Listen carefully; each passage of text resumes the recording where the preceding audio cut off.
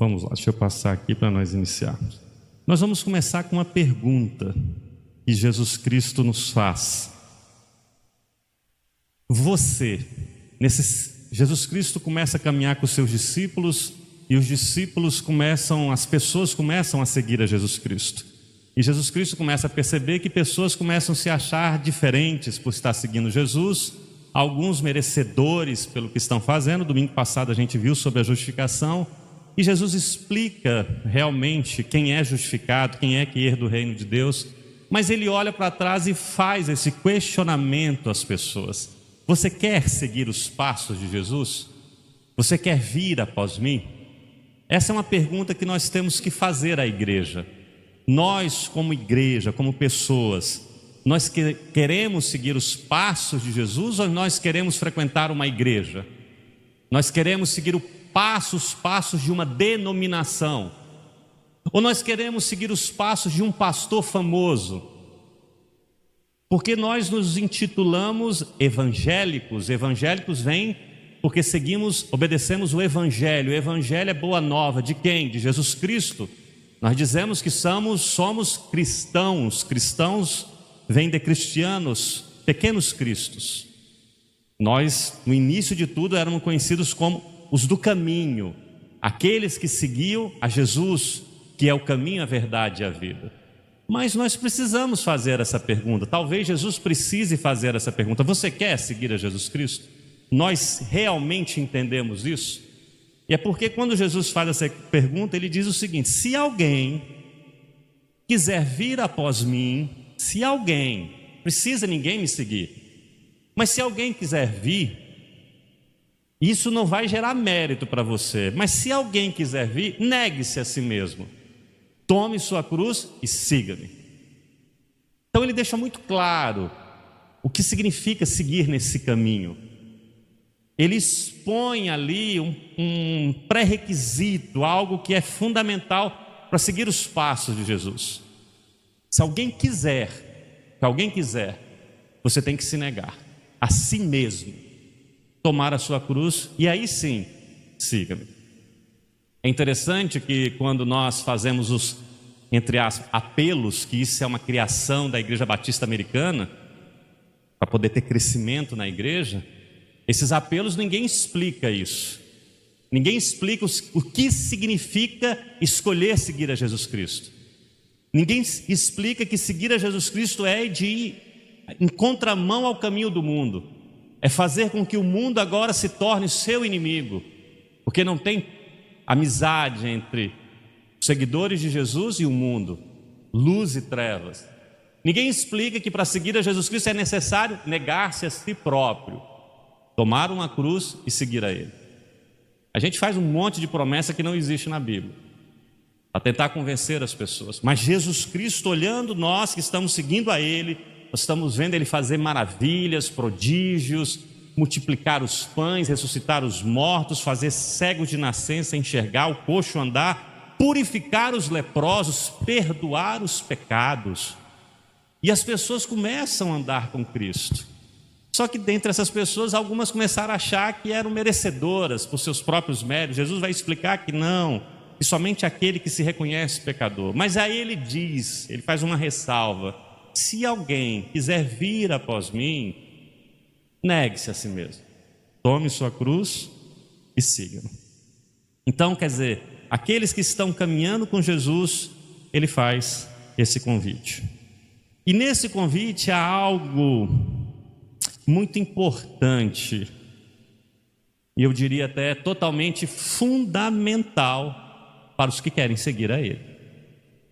Como igreja nós precisamos entender isso. Isso é fundamental, isso está sendo deixado de lado, isso não se comenta mais, não se fala mais, porque a gente quer um amontoado de pessoas, porque um amontoado de pessoas dá um amontoado de arrecadação financeira. Isso é a realidade, a verdade nua e crua. Aonde tem amontoado de gente, ninguém exalta, fala disso. Por quê? Porque isso é espinhento. Jesus, quando começou a falar o verdadeiro evangelho, as pessoas começaram a sair, a ir embora. Os discípulos falaram: Senhor, diminui, a tua palavra é muito dura, a pessoa está indo embora. Jesus, muito manso, falou: você não quer aproveitar e ir junto com eles?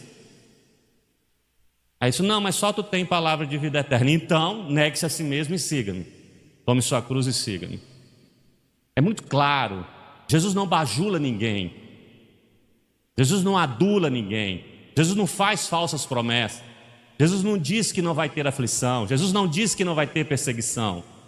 Então, quando nós seguimos os passos, estamos aprendendo com Jesus, nós precisamos ter. Você quer continuar seguindo? Se eu não me engano, essa é a 24ª mensagem, né, irmão Cláudio, dessa série. Vamos ter muitas mais, porque temos muitas coisas a aprender seguindo a Jesus. Mas peraí. Então há algo muito importante no que ele fala aqui.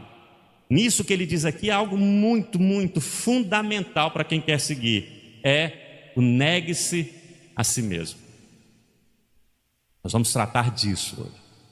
O negue-se a si mesmo. Nós não, Espírito Santo de Deus. Aqui talvez seja o ponto mais intrigante da fé cristã. Negar a si mesmo. E é incrível como nós não percebemos isso no âmago da igreja. Nós não percebemos isso na alma das pessoas. Nós não percebemos isso no caminhar, no falar, no comentar, no reagir das pessoas. O negar a si mesmo. Esse ponto ele é muito intrigante, porque, afinal, o que Jesus está propondo? O que Jesus está propondo a nós quando ele fala, negue-se a si mesmo, quem quer vir após mim? O que seria isso? Negar as minhas convicções de vida, que eu aprendi com os meus pais, que eu aprendi na minha caminhada, que eu aprendi com as tradições humanas que até aqui me trouxeram, que eu aprendi com a religião que me impuseram, porque eram pessoas religiosas. O que é? Eu tenho que negar essas minhas convicções? O que é isso, negar a si mesmo? Eu tenho que negar os meus desejos, aquilo que eu desejo de ser uma pessoa melhor, mais própria, crescer, construir, formar família, ter empresas. É isso? É negar a esses desejos? É negar as minhas vontades, que o meu coração, que o meu entendimento, que o meu conhecimento, que a minha forma de pensar me mostra? É negar essas minhas vontades? Quer dizer que negar a mim mesmo é negar a minha própria vida? Porque eu já escutei muitos filósofos, psicólogos, antropólogos sentados conversando, dizendo que essa questão que eles falam que a religião é o ópio do povo, é a droga que ameniza a dor do povo, porque se negar a si mesmo é você abrir mão de ser feliz para deixar outros serem felizes, outros que te manipulam. Primeira coisa que nós temos que perceber, quem está nos liderando está negando a si mesmo? Ou ele quer que vocês se neguem em favor dele? Porque nós temos que olhar para Jesus, que é o nosso grande líder, que fez esse chamado. Ele, sendo Deus, não usurpou querer estar em forma de Deus. Ao contrário, negou-se a si mesmo e se fez em forma de servo. Ele é o exemplo. Ele nega a sua própria vontade. Ele carrega uma cruz e ele morre nessa cruz. E depois ressuscita. Mas aqueles que estão te liderando aqui, eles estão dando esse exemplo de negar a si próprio? Então, o que é isso? É negar, e esses estudiosos, eles dizem assim, negar a própria vida, negar você a ter a chance de ser feliz. Como é que você se desliga, se decompõe? Quando a gente olha, quando a gente aconselha, nós somos conselheiros há muitos anos, aconselhando famílias, casais, e quando a gente senta com os casais, a primeira coisa que a gente percebe é que não há essa aplicação, negar a si mesmo. A primeira coisa, eu ainda não encontrei um casal que sentasse comigo, que houvesse isso, porque a questão é, o fulano faz isso, o fulano não faz aquilo comigo, os defeitos é do outro, sempre. Então há um princípio quebrado fundamental, porque está dando errado essa relação, porque ela não tem como base os ensinos de Jesus. de negar-se a si mesmo. E isso vai de encontro, você vai escutar as pessoas que vão falar que isso é uma palavra, é uma retórica completamente anti-humana, né? Os hedonistas, então, que buscam e lutam pela felicidade que nós vivemos, que Paulo diz que nessa época que estamos vivendo, que no finais dos tempos, as pessoas vão tornar-se o quê? Amantes de si mesmas. É só o que nós estamos vendo. Amantes de si mesmos são pessoas que não negaram a si própria. Então Jesus, ele traz isso. Então, como assim, Senhor? Eu tenho que perder a minha própria vida? Eu tenho que negar a minha própria vida, a minha essência? Uai, o que tu queres de mim? E aí Jesus, ele relata isso. Porque aquele que quiser salvar a sua vida, perdê-la. E quem perder a sua vida por amor a mim, achá-la. Então ele coloca com muita clareza, ele trabalha dentro desse grande dilema humano, a luta pela vida. Esse é o grande dilema humano. Por que as pessoas ficam ansiosas? Jesus Cristo vai dizer, pelo que há de comer, pelo que há de beber, pelo que há de vestir, né? Pelo dia de amanhã, pela vida. E Jesus vai dizer, não fique ansioso por coisa nenhuma da sua vida. Esse é o grande dilema nosso. É o que nos oprime, é o que nos derruba, é a luta pela vida. E Jesus vai falar, enquanto mais você lutar por ela, mais você vai perdê-la. E está aí os resultados, provando isso. Provando isso. Então, quer dizer, daqui desse dilema, dessa luta pela vida, surgem o quê? As guerras. Porque eu luto pela minha vida e a luta pela minha vida é contra a sua vida, é sempre assim. A luta da minha felicidade é contra a sua felicidade, a luta contra a minha prosperidade é contra a sua prosperidade. Vai ser sempre assim. Daí surgem as guerras, daí vai surgir o quê? As inimizades, as disseções, as divisões, as angústias da alma, as ansiedades, as depressões, a morte. A morte. Tanto que a gente luta, a gente perde, como a água que a gente tenta lutar e carregar aqui na mão, mas não consegue ficar com uma gota. Mas se você perdê-la, se você negar a si mesmo, aí você acha a vida. Mas essa palavra é muito estranha para o nosso entendimento, para o nosso discernimento, para a nossa mente. Daí a necessidade de uma transformação de mente. Daí a necessidade da palavra que vem do grego, metanoia, uma lavagem cerebral, limpar a lixeira que tornaram a nossa mente. Paulo diz que tudo que ele tinha para trás era esterco. Agora eu preciso ter a mente de Cristo, porque senão eu não vou conseguir entender isso. Porque quanto mais lutamos pela vida, mais a perdemos. Você quer ver um exemplo disso? Um exemplo clássico disso? Daquele que não negou-se a si mesmo? Daquele que não se recusou a nada?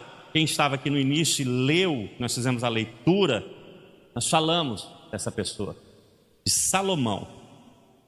Salomão, ele exemplifica de uma forma muito, assim, própria, tudo isso, sabe?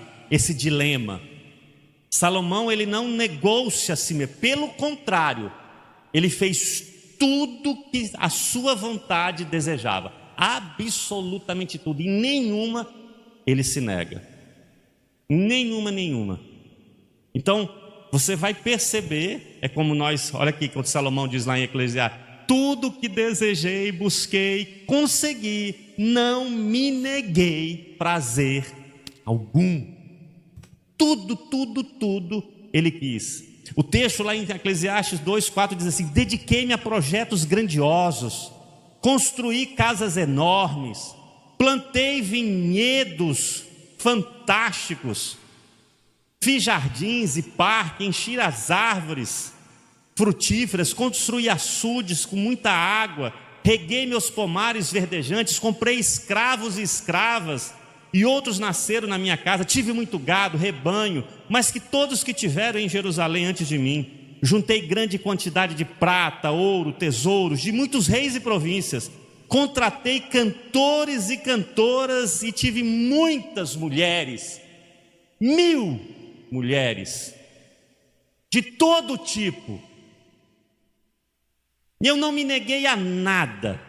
Tive tudo que um homem pôde desejar. Preste atenção que ele diz: tudo que um homem pôde desejar, eu tive. Tudo. Eu não me neguei. Não existe nenhuma outra pessoa no mundo que fez isso. Qualquer tipo de comida, o texto diz que ele se entrega à bebida, ao vinho, ele prova de tudo. Ele se entrega à luxúria. O que preciso ter? Eu preciso ter carro, todos os carros que tiver. Eu gosto de música, quem é as melhores bandas do mundo? Traz para cá. Toca aqui para mim pessoalmente. Tudo. Ele não negou-se. Ele não negou a sua própria vida. Ele queria viver a vida de forma intensa. E buscou o homem mais rico que já existiu. O homem mais rico que já existiu. Aí as pessoas falam: mas Salomão, o homem mais sábio, comete isso, porque quando ele pede sabedoria a Deus, ele pede sabedoria para governar Israel, a nação. E a nação nunca foi tão próspera, viveu tão em paz quanto nessa época. Mas ele não aplicou isso na sua própria vida. Ele não aplicou isso na sua própria vida. Então tudo. E depois que ele prova de absolutamente tudo, se você ler o texto, vai falar de todas as coisas. Salomão não encontra a sua vida. Nós lemos aqui, o texto diz assim: por isso passei a odiar minha vida, pois tudo que é feito debaixo do sol é frustrante, nada faz sentido, é como correr atrás de vento. Presta atenção nesse exemplo, nessa palavra. Atentem, como que nós cometemos os mesmos erros. O contrário do que Jesus Cristo propõe, Salomão fez. Ele passa a odiar a sua própria vida, depressivo, depressão extrema, desejo de morte. Ele percebe que nada, tudo é frustrante. Não adianta, não, vamos aqui, ô irmão, vamos ali tomar um banho de rio, vamos ali pescar, vamos ali comer, fazer um... Não, isso tudo é frustrante, não funciona. O meu coração está dilacerado, nada faz sentido. Tudo isso foi como correr atrás do vento. Você não consegue pegar. Todos os sonhos dele eram como névoa, de nada. Nada. Ele que não negou, ele que não abriu mão de nada. E isso é muito forte. Porque o chamado de Jesus Cristo não é viver a vida para si mesmo. Não é. O chamado de Jesus Cristo não é para nós fazermos como Salomão, que não negou. Jesus fala: se você quer vir, você tem que negar a si mesmo. Porque toda vez que você lutar pela sua vida, você vai perdê-la, você vai perder. O chamado de Jesus Cristo para as nossas vidas é para que nós possamos viver essa vida para o outro. Para o outro. É vivendo para o outro que nós vamos encontrar a vida, o sentido que Salomão não encontrou. É vivendo para o outro que nós vamos encontrar prazer de viver. É que tudo que formos fazer vai fazer sentido, não vai ser frustrante, vai ser dignificante. É quando nós negamos a nós mesmos e começamos a olhar a vida do outro. Eu tenho pessoas conhecidas que chegavam para mim, falavam os seus dilemas e diziam e falavam das suas dificuldades, que queria aquela, mas de repente Deus enviava pessoas para aquela pessoa, pessoas caídas, pessoas vivendo no álcool, ele tratava daquela pessoa e aquilo enchia ele de alegria, e a pessoa relatava: olha que bênção que você foi na minha vida. Olha onde é que está a vida. É quando você nega aquelas coisas que ficam te deprimindo e você começa a olhar para o outro. Eu sempre, quando eu passo com pessoas que estão passando dificuldade, eu falei: vamos fazer ali, vamos caminhar comigo, vamos fazer um passeio, vamos ali no Socorrão, vamos ali na UPA. Vamos ali no Monte Carmelo. Vamos ali no lixão. Vamos ali para o teu vizinho. Olha para a tua esposa. Olha para o teu filho. Para de olhar só para si mesmo. Começa a ver as angústias, as necessidades das pessoas. Você vai ver como isso, e você começar a viver para isso, como isso vai te encher, vai preencher a tua alma. Você vai encontrar vida. Vida. É vivendo para os outros que nós encontramos a vida. Paulo, quando escreve a Timóteo, ele diz assim: combati o bom combate, terminei a corrida, guardei a fé. A vida de Paulo fez sentido. A vida de Paulo fez sentido. Paulo é esse exemplo antagônico a Salomão. Paulo foi daquele que negou-se a tudo que ele era, a tudo que ele tinha, a sua própria vida, por um chamado de Jesus Cristo. E ele agora não vive mais para si, mas vive para o outro. E nós, quem estava aqui hoje na Escola Bíblica Dominical, viu Paulo falando que as aflições dessa vida, ele se vangloria dela. Por quê? Porque as aflições, as dificuldades que a vida causa nele, servem para que ele possa encorajar e consolar os outros. É sempre para o outro. E Paulo viveu a vida assim. E Paulo não juntou tesouros. Paulo não juntou amigos, não sobrou ninguém. Ele disse, ele morreu. Aí quando ele escreve essa carta, ele está em Roma, sozinho, solitário. Os amigos abandonaram, passando frio, esperando o dia da sua morte. Por quê? Porque ele viveu negando a sua vida. Então quer dizer que lá naquele calabouço, lá naquela prisão, esperando o dia ao qual ele vai ser degolado, sem nenhum amigo, Paulo olha para trás: poxa, eu neguei tudo e assim que eu terminei. A vida de Paulo não fez sentido? Não, fez todo o sentido, porque a vida que ele fez isso foi um bom combate.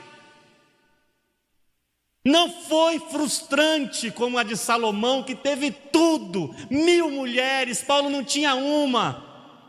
Mas foi um bom combate. A palavra bom aqui é aquilo que é perfeito. A palavra do original é aquele que negou-se, mas mesmo em meio à morte, mesmo em meio à solidão, o peito dele se enchia de prazer. Eu combati o bom combate, terminei a corrida, guardei a fé, eu não perdi.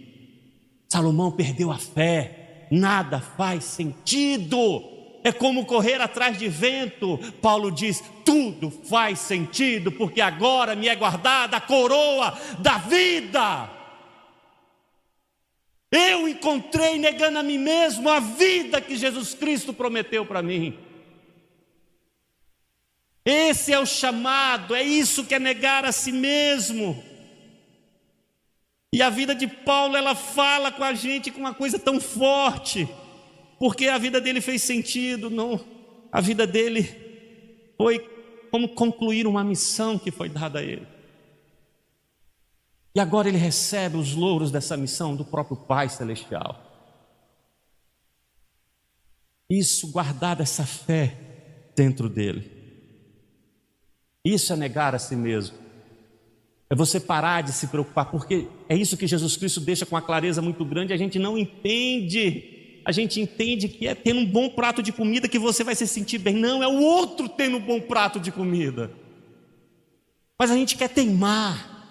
A gente quer o conforto para nós, a gente quer o melhor para nós, e a gente quer teimar. Por isso que o mundo está cada vez mais doente, ansioso, depressivo.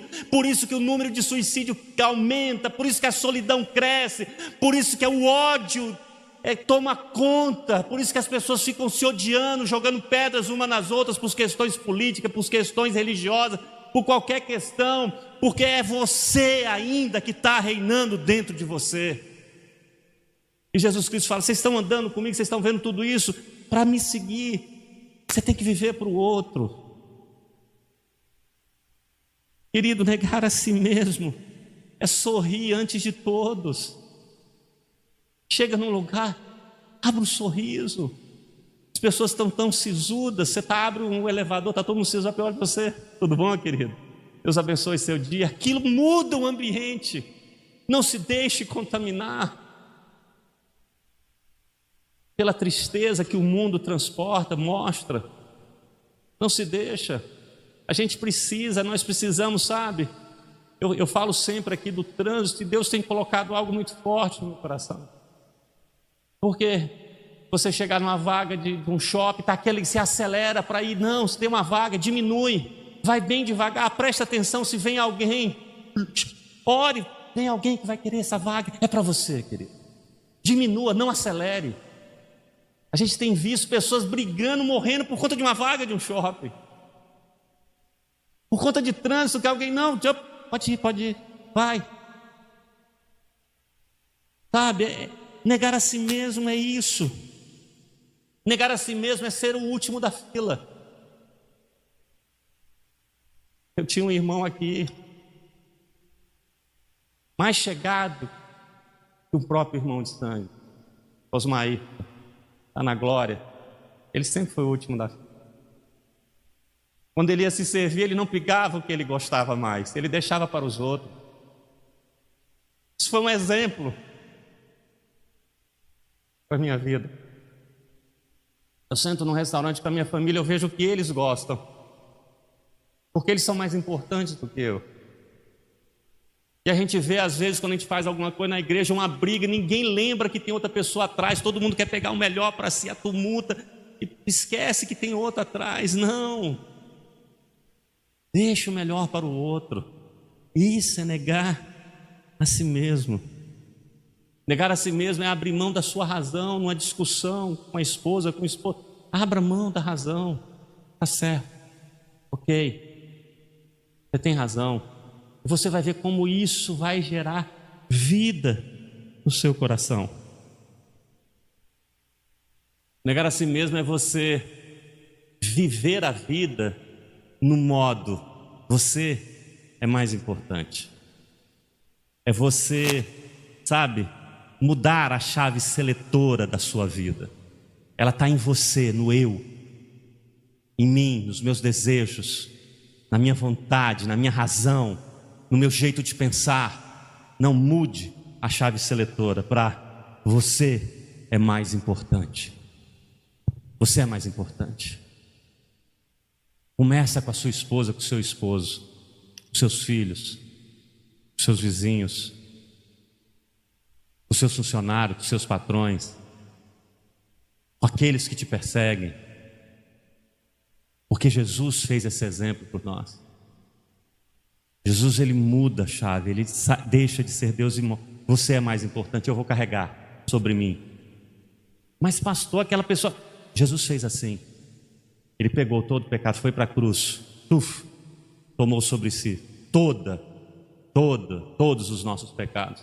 Por quê? Porque nós éramos mais importantes. Ele provou de algo inimaginável, não sentir a presença do Pai. De repente Jesus na cruz, ele sabia que ele não estava, as pessoas acham que era dor física, tudo, não, mas de repente ele, Jesus, Deus meu, por que me desamparaste?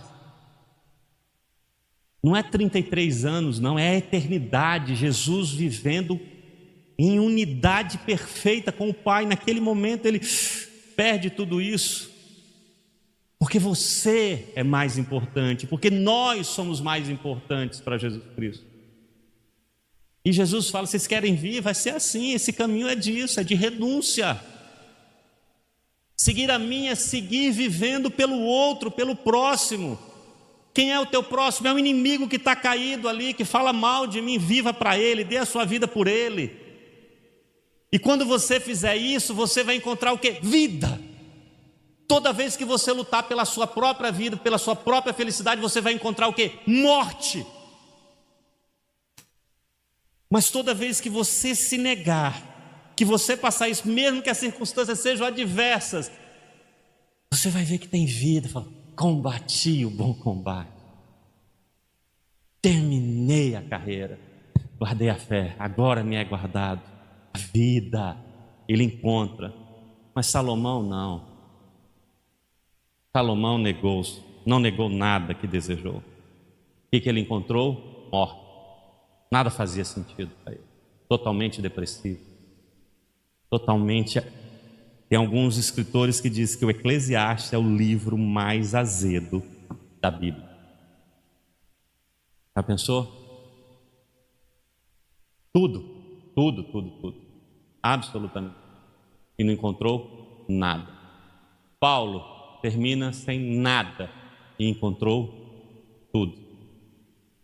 Esse é o chamado das nossas vidas. Esse é o chamado que ele coloca para cada um de nós. Vivermos para o outro. Viver no modo você é mais importante. Você, não eu. Só que a gente às vezes faz isso, só que a gente espera um retorno. Não espere. Termine a carreira.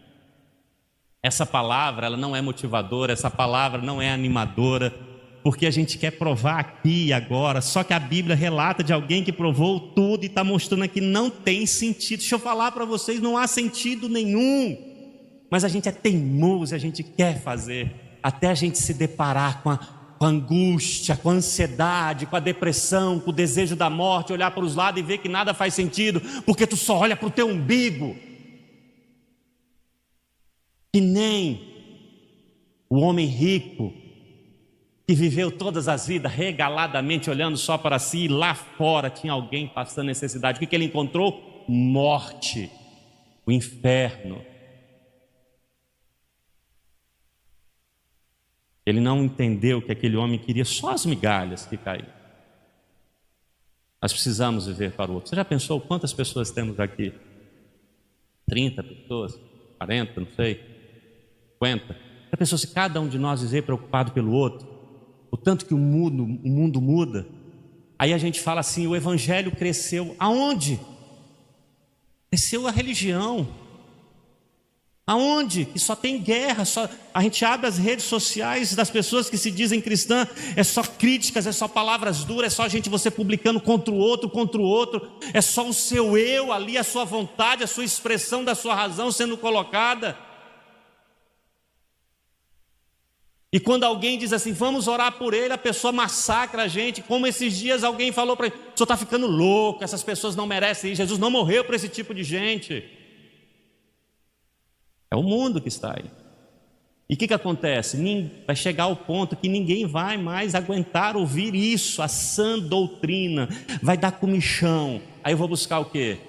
Nas redes sociais, através das mídias, do celular, pessoas que falam o que eu quero ouvir. É como eu expliquei da última vez, aqui existe um tal de algoritmo que vai dizer tudo que você quer ouvir, aí você vai só escutando isso. Uma armadilha de Satanás. E a sã doutrina vai sendo deixada de lado. E aí a gente diz, Senhor, Senhor, e a gente acha que vai herdar o reino de Deus. Não vai. Só vai quem negar a si mesmo. Tomar a sua cruz e seguir a Jesus Cristo. Porque eu sou o caminho, a verdade e a vida. E ninguém vai ao Pai a não ser por mim. E só vai por Ele se negar a si mesmo, vivendo pelo outro, perdendo a sua vida por amor a Cristo. Quando você chega lá no final, você vai se deparar com a morte, você vai morrer, mas você vai encontrar a vida eterna. E lhe é guardado algo inimaginável, imensurável, que palavra humana, sabedoria humana não consegue descrever. Então, que a gente possa, nesse processo de seguir a Jesus Cristo, aprendendo tudo com Ele, a gente fala, opa, eu quero continuar seguindo, mas eu preciso aprender com Jesus. Eu preciso parar com esse negócio de olha para o outro. Toda vez eu faço assim. Você acha que não vem? Às vezes as tristezas, sabe? A gente é humilhado, a gente é massacrado, não vem e a gente não quer. Mas quando eu penso isso, eu começo a ligar para as pessoas que precisam de mim, começo a preparar a mensagem, pensando no outro. A paz que excede todo entendimento toma conta do meu coração. Nesse processo que eu passei uma dor assim, indescritível. Foi uma dor muito grande no peito, algo assim, eu gritava assim, eu acordei a Mara e eu pedi para ela ligar para minha filha, e aí aquela gritaria, aquela dor, era um negócio assim. Quando eu dobrei o joelho, eu falei, Senhor, um pouco dessa dor, Pai. E aí eu falei, me leva. Aí quando eu falei isso, meus olhos se encheram de lágrimas. Eu comecei a lembrar das pessoas que me ligam, que pedem minha ajuda. Eu sabia para onde eu estava indo, mas essas pessoas... E minha oração ali naquela ambulância indo para o hospital era: Senhor, providencia quem fica no lugar, providencia quem ama dessa forma verdadeiramente, quem dobra o joelho e ama com a alma, com o coração. E ali eu senti, quando as coisas foram passando, que realmente eu tenho aprendido isso, e Deus tem feito isso, eu me negado. E esse negar não vai gerar essa felicidade que a gente vê aqui, não, mas vai gerar isso, esse entendimento desse bom combate que é você tirar as pessoas da fome, a pessoa que está passando fome, você dá de comer, a pessoa que está passando sede, você já viu isso? Você já deu um pedaço de pão para uma criança que está, e ela agradecer? Eu nunca esqueço uma senhora que veio aqui pedir uma cesta básica, eu arrumei, dei mais um dinheiro para ela, e ela chorou, Deus, é bom, lá em casa não tinha mais nada para comer.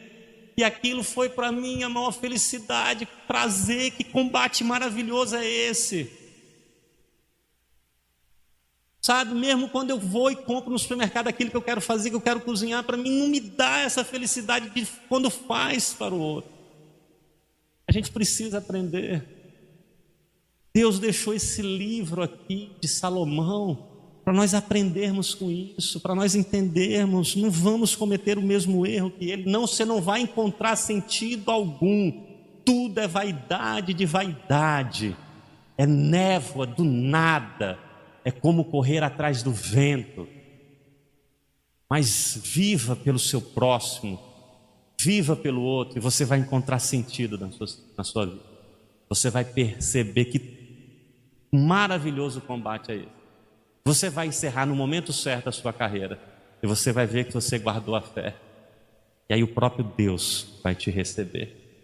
E o que tem guardado para você, querido, na glória, é algo que não se compara com aquilo que você abriu mão. Então, eu volto àquela primeira pergunta que eu fiz no começo. Você quer seguir a Jesus? Se faça essa pergunta. Entenda qual é o processo que tem que acontecer. Se eu quero seguir a Jesus, não é uma religião, a Jesus, eu preciso negar a mim mesmo. Amém? Vamos ficar em pé e vamos orar, queridos.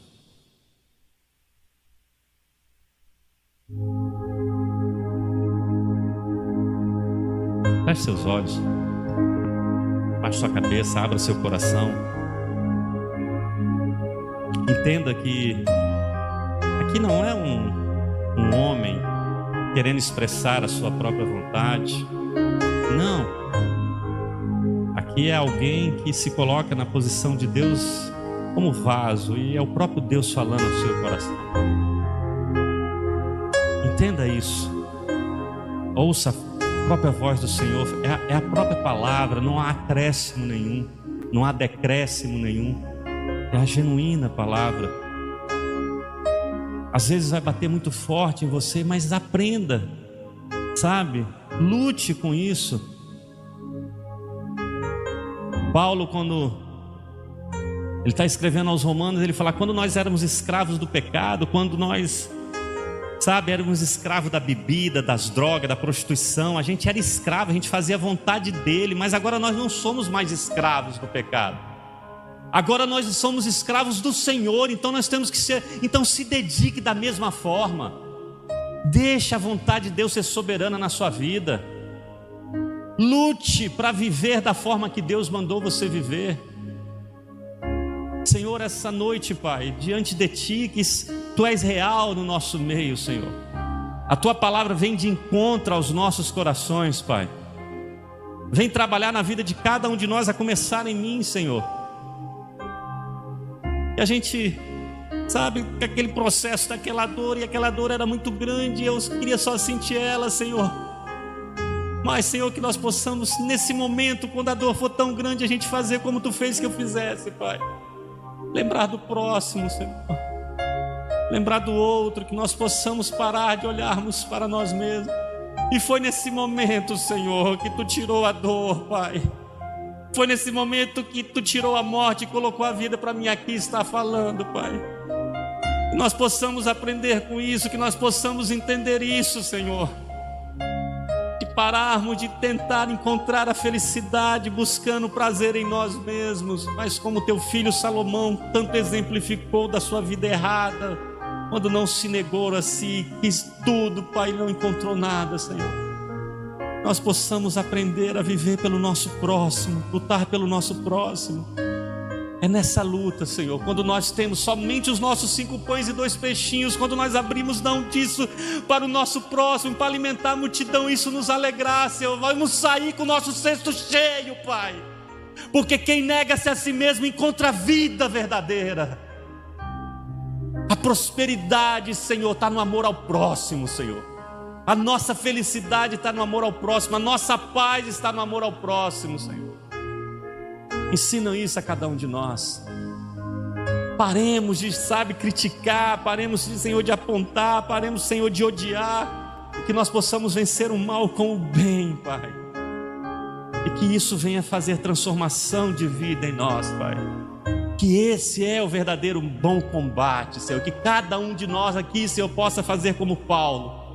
Quando tu, Senhor, acabar nossa carreira, nós possamos dizer: combati o bom combate, Senhor. Eis aqui a nossa vida nas tuas mãos. E temos a plena certeza que nós vamos encontrar a vida eterna que tu tanto nos prometeu, Pai. Então, que cada um de nós possa ser tocado por essa palavra. E não deixar, Senhor, ela apenas entrar e sair, nos emocionar agora, mas para ela possa trabalhar. Eu quero te pedir o teu sobrenatural através do teu Espírito Santo, Pai. Que tu, Senhor, perturbe cada coração aqui, Senhor, a começar do meu, com essa palavra, todos os dias. Negue-se a si mesmo, olhe para o próximo, olhe para aquele que está com necessidade. Muitos aqui, Senhor, iam para o monte cuidar das crianças, iam lá olhar e deixaram de fazer, Senhor, por conta às vezes de querer ficar descansando, por conta das vezes de querer ficar olhando. Muitos aqui cuidaram de jovens e não fazem mais por conta da sua própria vida, Senhor. Muitos aqui evangelizavam, convidavam pessoas, mas assim não fazem mais, Senhor. Incomode o coração de cada um de nós, Pai, para nós olharmos para o nosso próximo, Senhor.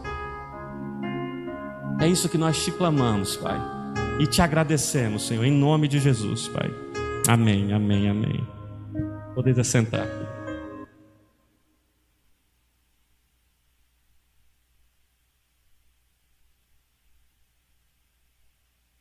Isso não é um desabafo de quem está emocionado. Não, não é, queridos. Essa palavra, sabe que hora que Deus me entregou? Falei, eu vou só falar isso quando eu terminar. Quinta-feira, quando eu fui para o São Rafael, a gente fica ali deitado, esperando a vez de entrar na sala cirúrgica para fazer o procedimento do cateterismo. E eu ia fazer cateterismo, angioplastia, não sabia quantos stents ia ser colocado, mas eu só fiz o cateterismo. Quando eu estava deitado ali, o médico colocando o catéter aqui, eu olhando aqui, aquela luz aqui, de repente Deus começou a falar. Tudo isso, essas palavras, esses textos, Deus começou a me lembrar de Salomão, Deus começou a me... Tudo que você ouviu aqui, foi naquela hora. E eu entendi que o que Deus estava falando é o seguinte: eu vou te tirar daqui, o médico vai já te falar que não vai parar, eu vou parar ele agora. A última vez que eu fiz esse procedimento demorou 1h20, essa demorou 15 minutos. Ele jogou o contraste, queima tudo, jogou de novo, aí ele falou: César, nós vamos parar, não vai precisar fazer mais nada, não tem no teu stent, teve uma estenose aqui, mas não está tão grave assim, já está meio obstruindo e nós vamos continuar com o medicamento, vai poder ter alta hoje. É porque Deus queria, com esse consolo, com esse livramento, que a gente consolasse, falasse do amor para o próximo. Então, não é uma pessoa emocionada. Coloque, é Deus falando, começou em mim, e realmente você possa receber essa palavra. Amém?